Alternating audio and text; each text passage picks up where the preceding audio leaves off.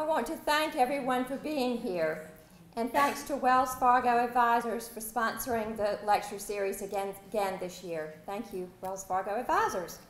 I'm indebted to Jamil Zainuddin of the Georgia Humanities Council for recommending Hank Klibanoff for our series celebrating the 100th anniversary of the Pulitzer Prize.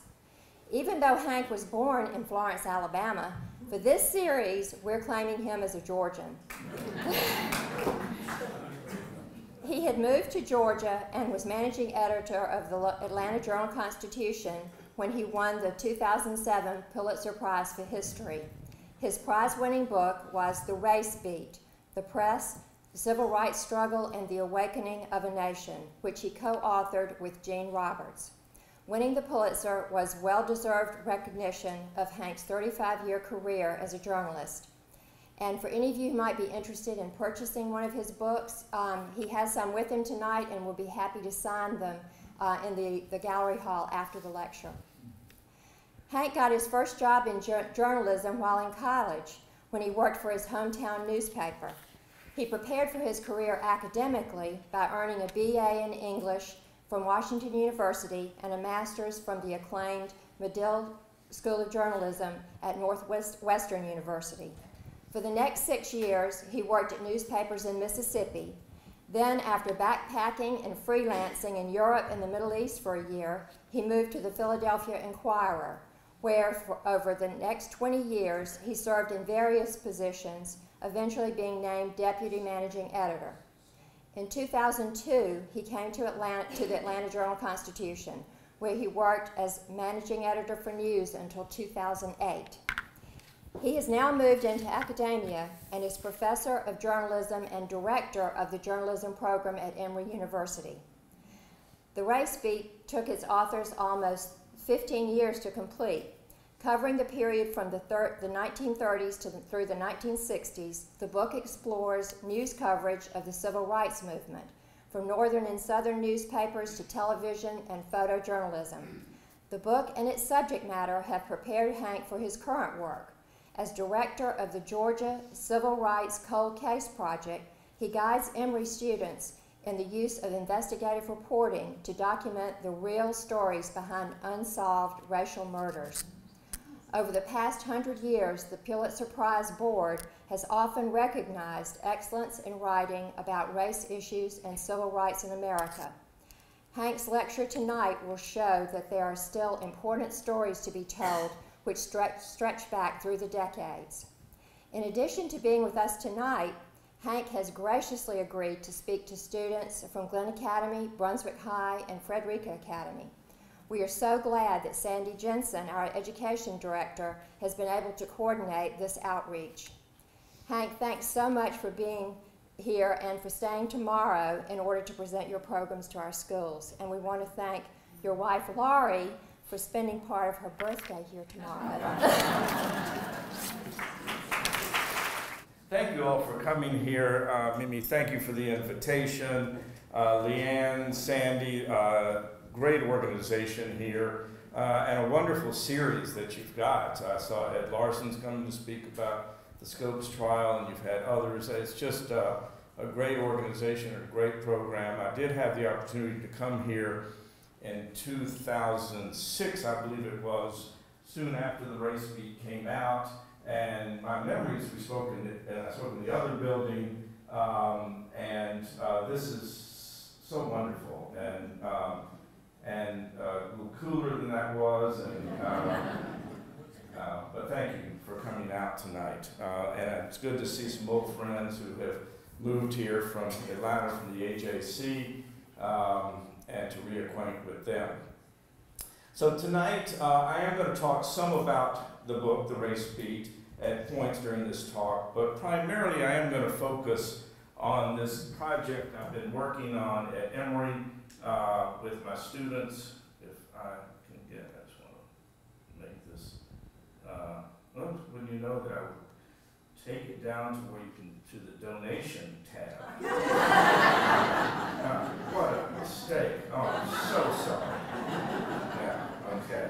I'm going to say this project has been so extraordinary for me as a teacher, and to see the students that I work with learn to explore Georgia history through some very gruesome stories about unsolved, unpunished, racially motivated murders that took place in our history. And there's just no denying them. And I will say that at the outset. I will also say, I guess these are called trigger warnings, that there is some language, historic language in historic documents that uses words that I would not use at the dinner table with my children, nor did my parents use those words. But I cannot erase the historic record. So what I'm going to do is move to a PowerPoint that will take us into the story, and then I'm going to come back to our, it's going to show up here, I'm sure, right? Here we go. Okay. Civil rights cold cases in Georgia and why they matter. I will tell you that as a man of a certain age, I'm 67, so I was born in 1949, the cusp of the 50s, right? Okay.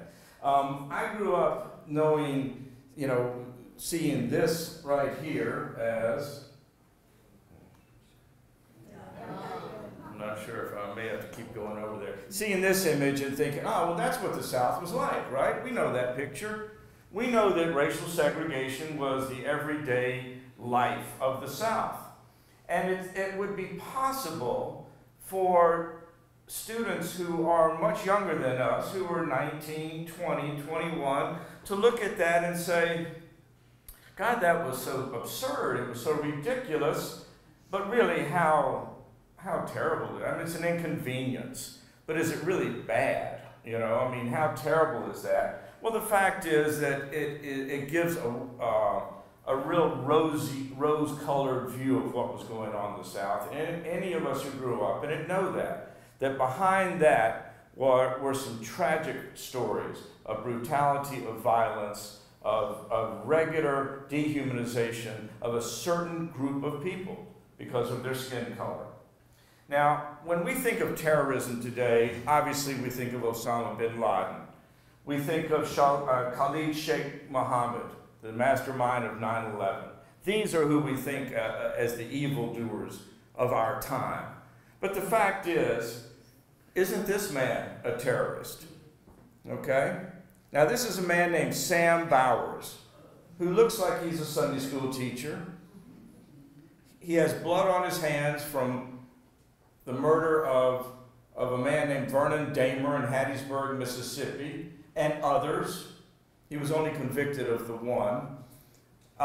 He was the head of the White Knights of the Ku Klux Klan in Mississippi. And when I mentioned to Jerry Mitchell, the incredible reporter for the Jackson Clarion Ledger in Jackson, Mississippi, who has been hunting down these old Klansmen for 25 years, so much that someone has referred to him as the Simon Wiesenthal of the South. When I said, Jerry, he looks like he was a Sunday school teacher, he said, Hank, he was. Okay? So who's this man? It looks like he could have coached, Pee-wee football, right? Bob Chambliss. Now, Bob Chambliss really liked going by his nickname in the same way that Theophilus Eugene Connor liked his nickname Bull. Bob Chambliss liked his nickname Dynamite Bob. He would spend his spare time practicing how to detonate dynamite, okay? And to great effect. He was among the 4 men who in 1963 planted the bomb at the 16th Street Baptist Church in Birmingham to kill the 4 little girls. 3 of them 14, 1 was 11. To give a perspective, I, at that age, was in Alabama, 2 hours north, and I too was 14. This was in 1963 that bomb went off. This man walked the earth free, unfettered, unpursued until 1977, when finally an Alabama attorney general decided he would just risk his whole political career and pursue this man. And he did, and he got him convicted. Well, what of the other 3? Well, One died, and the other two were free until the late 1990s because nobody pursued them. Bobby Frank Cherry and Tom Blanton. And they were finally pursued by a U.S. attorney like me, a white man about my age, maybe a little bit younger, from Alabama, who had become U.S. attorney, and it just stuck in his craw that these guys had gotten away with it when everyone knew. And he, as a student, Doug Jones, his name, had skipped out of law school to go see Bill Baxley, the Attorney General, prosecute Chambliss. And then he found himself the U.S. attorney. And so he decided to lean on the local authorities to prosecute it. It's a state case. It wasn't a federal case. And then got himself named a special prosecutor in the state courts to prosecute it, and did so successfully.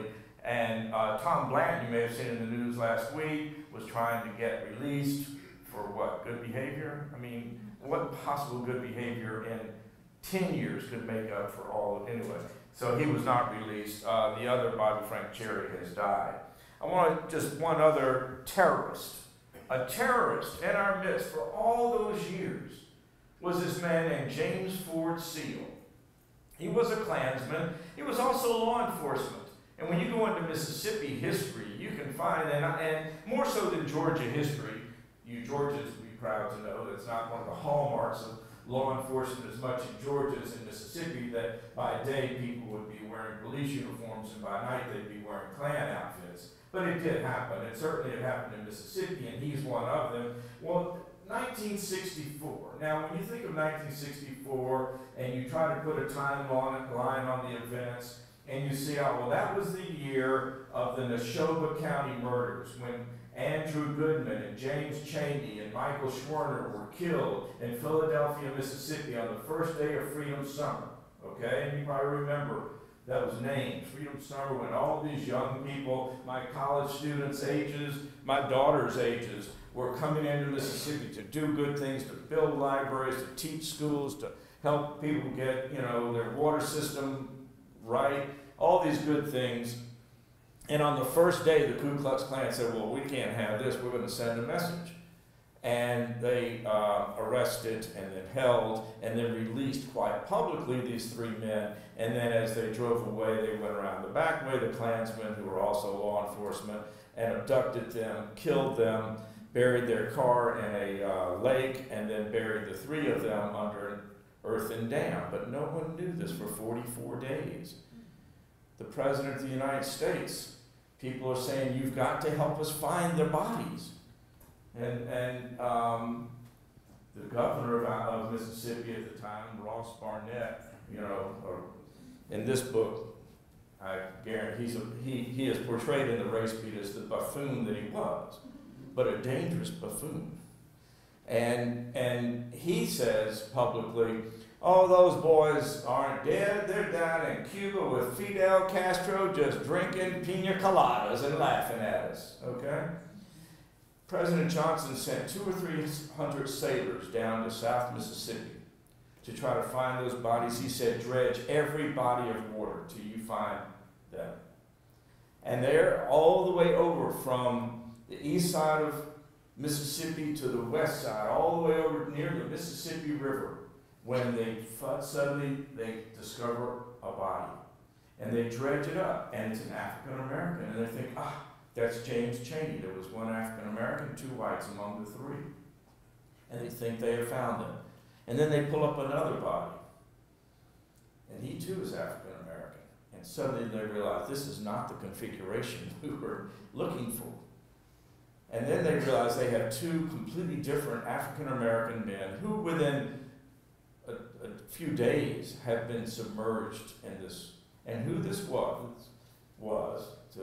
my English teacher isn't here. Who this was. Thank goodness, And this was Henry Hezekiah D. and Charles Moore, 2 19-year-old boys from Franklin County, Mississippi, college students, who were hitchhiking through town when this group of Klansmen came through, and one of them, out of pure ignorance, and ignorance can do so much damage, okay? He says, why, look at him. He's got one of those do-rags. He didn't use the word do-rag. He had what we call now a do-rag on his head. He says, he must be one of them Panthers, one of them Black Panthers. And then he said something like, or a Muslim, you know, one of those. I mean, just think of the ignorance in those comments. Just confusing things, you know. And they whip over, they take these two guys, they pull them in the car, and they take them out to a refuge, a federal property, Homage International Refuge. They strap them to trees, and they pull out these long reeds, and they are just whipping them and whipping them. And then they are beating them, and then I believe they shot them. They were still alive, and they threw them in the trunk of the car and drove them down to an offshoot of the Mississippi River. They tied one to an engine block, another to some railroad ties, and while still alive, threw them in the water where they drowned. Okay? And everyone knew who did it in this town. These guys weren't secretive, okay? And I'll remind you of other evidence of when people were not secretive about such heinous acts. Well, it took from 1964, when the FBI had figured out who really did that, okay, and their records said it, until 2006, before this man was finally prosecuted. And he was prosecuted on the basis of testimony from another Klansman who was there and who left the scene early before these guys were actually thrown into the water, okay, and who had a pang of conscience he'd been living with for a long time, okay. And by the way, it was that case that had been uncovered by a journalist, a Canadian broadcast journalist, and the brother of one of the victims, Charles Moore, Thomas Moore, who had retired military and he'd been living with this for too long. And he joined up with this Canadian broadcast reporter. They drove into Mississippi with their camera equipment. They ultimately did a documentary, and they found the truth. And they got the Klansmen who testified to do so and to tell the truth about what happened. I will tell you, and that's what led then Attorney General Alberto Gonzales in the Bush administration to declare that these civil rights cold cases should be an FBI initiative. It should be a full-blown effort to catch some of these people while they're still alive. I will tell you the FBI, in my opinion, has not done the job. They mostly have gone around trying to close the cases, which is a good thing, to bring closure to families when there are no longer any perpetrators, okay? If the victims, if the perpetrators have all died, then the FBI wants to close that case with some finality and say to the family, here's what we know that happened. Because up until this point, these families have heard from no one. From 30, 40, 50, 60 years. They have no idea. They don't even know that they're records. I can get these records. And they say, where'd you get all these? I said, from the Freedom of Information Act. So anyway, that's what triggered a lot of the current interest in these civil rights cold cases. So anyway, just remember that if this is terrorism at Fallujah, with the bodies of these Blackwater contractors burned to a char and hung from a bridge, and people celebrating in front, this was certainly terrorism. No shame in the eyes of these people about what they've just witnessed, okay? If this is terrorism, a bus being firebombed in Karachi, let's not forget in our own past we did it too, in Anniston, Alabama, okay? And these people, it didn't kill them, it made them stronger. This is Moses Newsom. I was just with him last week at the National Association of Black Journalists. He was a reporter covering that. The race beat begins, and here I'll talk a little bit about newspapers and news coverage, and then I'm going to come back to, the Civil Rights Cold Cases Project. The race beat begins in the 1930s when a group of men, white men, pinstripes, in New York, the Carnegie Foundation, they look across this country in the mid-1930s, and they say, we've solved a lot of problems that we have been facing in this country. We have won the Great War. We are beating back the devil of the Depression. But there's one issue that seems intractable, and that is the issue of race in this country. And they wanted to study race, and they wanted a serious study of race. And so they brought in a man from Sweden, Gunnar Myrdal, and they paired him up with Ralph Bunche, Myrdal here, Ralph Bunche, and sorry that's so pixelated, I'm not good on the photo stuff. And they gave them 125 researchers, as much time as they wanted and as much money as they needed to go research race in the South and the way people thought.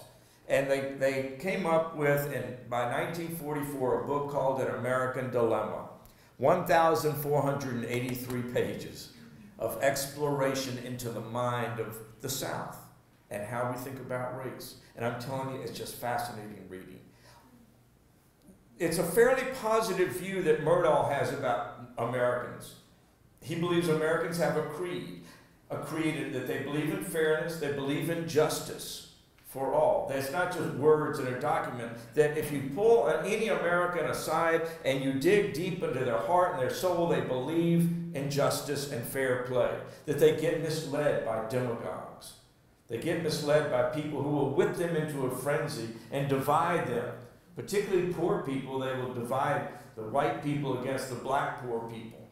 You know, and they saw all of this, okay? And they said, and it will lead to disaster in this country if the country doesn't come to understand it. And they said, how will the country even recognize it? And they ultimately said, it will depend on the press. And they walked through the different news organizations that might or might not, you know, the sectors. So there was the Southern White Press. And they said, you know, there are some fairly progressive people down there, but most of them are either staunch segregationists, and that is what they regurgitate in their news pages, or they sit on the sidelines. So you're not going to find anybody in the South who's going to remind Americans of the virtues of the American creed and remind them that they do believe in fair play and injustice, okay? Who will rise above the demagogues and be louder than the demagogues. So it won't, leadership on a national level on this will not come from the white Southern press. They looked at the black press, a vigorous press. There were black newspapers everywhere. The Pittsburgh Courier, probably down here in Glenn County, the Pittsburgh Courier would send hundreds of pages on a bus, tens of thousands of newspapers on buses throughout the South, okay? And the Pittsburgh Courier, by the way, this is the newspaper that put Jackie Robinson in front of Branch Rickey, okay? They went on crusades. By and large, African Americans were not going to support Franklin Roosevelt wanting to go to war in World War II until W.B. Du Bois said we should, and the Pittsburgh Courier said we should, and we should go forward with a double V campaign. Victory abroad. And when we're done over there, we'll come back as African Americans and we will have victory at home. And when Dr. King talked about whether or not that check has ever been cashed, African Americans say it wasn't. They came home in 1945 and did not get the freedom that they wanted, not for quite a while. So anyway, we look at the press coverage in this, and ultimately Murdahl says it's going to take the northern press to come down. Northerners, they say, when they get the truth, are shocked and shaken. They didn't live with it like we Southerners did every day, you know. So from a distance, they'll be shocked and shaken, and that is what the Race Beat does. The Race Beat tells stories about how Americans came to be shocked and shaken through the news coverage that they saw. So you remember Birmingham, 1963, when the dogs were unleashed on demonstrators, including children. It was a big national story. This is one of the key moments that awakened America to how bad the situation was in the South. The New York Times was 3 pictures on the front page from a single event. When was the last time you saw that? Okay? I think I may have cut out, but if you go through the Washington Post, if you go through the Chicago Tribune, the San Francisco Chronicle, it's page 1 everywhere what happened in Birmingham with the dogs and the hoses, right? It's on every broadcast that night. But look at the Birmingham newspaper. I'll save you your eyes here. You can look through every single word on this page and you'll see nothing about the events the day before in Birmingham, a few blocks from where the newspaper was located. They decided it was not, well, they didn't say it wasn't newsworthy. They said it'll blow the lid off this town and we have a civic responsibility not to let that happen. Most people, those of us who have been in the newspaper would say that it is not the newspaper's job to bury the news. Okay, all right. Now they would put it on the inside, and it was very stenographic, no drama. You know, 43 Negroes were arrested yesterday when police, yada, yada, yada, yada, and there really wasn't much to it, and no pictures. You know, I've said this, and I don't know that it's true, so I'll tell you right now, I'm about to tell you a lie. But I predict that if you go through that paper, you won't find any dogs at all, except the pet of the week, okay? All right. Let me just give you a sense. So you may wonder, so how did white newspapers deal with black news, okay? Not very well. Usually if blacks were engaged in crime, that's when they got in the newspaper. Although whites did understand there was some financial value to covering the black community. So here's a page out of the Macon Telegraph and News on a Sunday, that they merged on Sundays. And it was written by, you know, Mrs. Mildred C. Henderson, colored liaison, yada, yada, yada, wife of Reverend so-and-so Henderson. And she would provide the news there. Now, let me just tell you, those in the newspaper business will remember, you can't just sort of add one page to a newspaper, okay? You can't, I mean, you can understand it, it's only configuration of twos, for one thing. And so if you add something here, you have to add something on the back. So how would they get in the black newspaper, in the black neighborhoods, a page to put in the black news? They took out the business news, okay? They said, well, African Americans aren't going to be interested in business news. They're not in the market. They don't care about how Alcoa did, you know, and there was a real belief that that's an appropriate thing to do, a very practical thing. Just a little insight into how it worked. But the black press, meanwhile, they were going strong on civil rights, and they were giving white America what for, okay, day in and day out with their crusades. Here's a story they covered that we're going to come back to. Back in 1948, where a black man in Montgomery County, Georgia, outside Mount Vernon, town of Alston, was murdered for voting, okay? The African-American press, here's how they lost their front row seat on the civil rights struggle. 1957, Little Rock, the black press, 4 black reporters are walking to Central High to cover it, and they get set upon by a mob. 3 of them run. 1 does not, a man named L. Alex Wilson. He had run when he was a kid from the Klan in Leesburg, Florida, and he said, I'll never run again. And he ran into this group of white men, and they kept knocking him down, and he'd get up, and he'd crease his hat and put it back on and walk very stoic. He was so stoic with everyone that his friends would only call him L. Alex Wilson, okay? You can see here they're beating him. One of them, I can't remember, I think, look at this. I mean, they are...